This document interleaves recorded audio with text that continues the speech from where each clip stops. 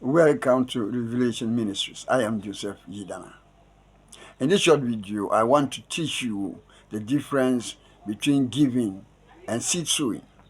In John 3:16, the Bible says, "For God so loved the world, he gave his only begotten Son." Giving, therefore, is the character of God. As a Christian, you cannot say you are a true Christian if you don't have the habit of giving. For giving is the character of God. But God gave us his Son through love. And we cannot say we love unless we are giving. Love is associated with giving. Giving is a heavenly principle given to men on earth. And because it is a heavenly principle, it has benefits.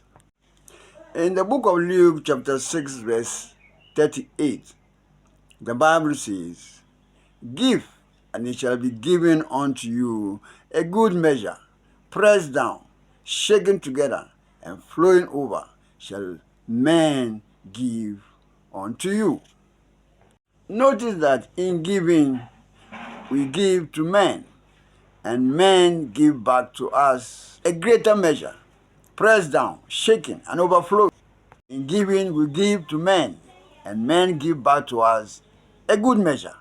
In giving, we don't give to God, we give to men. And in giving, God does not give us back. It is men who give us back a good measure. The principle of giving is not restricted to Christians only. The principle is for everyone. And if you give, no matter who you are, if you give in love, you will receive back from men a good measure.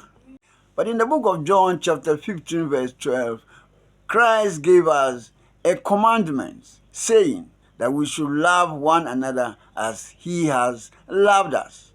Which means that every Christian is obliged to be a giver, that you may fulfill the commandment of Christ. However, it is given in love that attracts the reward. If you give in love, you will attract a reward, and men shall give unto you good measure. But if you do not give in love, for instance, if you give to exploit others, if you give to mock others, you are not giving in love, and you don't expect the principle to work for you. Giving, therefore, must be in love, that you might receive a good measure back. Giving is very different from seed sowing. We can give to anybody. We can give to the poor. We can give to the rich. We can give to anybody through love. But we cannot sow to anybody. In sowing, we sow to God through the men ordained by God here on earth to receive them, who are the priests. You can sow to the church, or in the life of your pastor, or you can sow in a prophet, or an apostle, or an evangelist. But seed sowing is a spiritual exercise, and you must understand the principle behind seed sowing before you sow your seed. Otherwise, you'll be throwing away your seed. Seeds are not necessarily material things. Seeds can be words.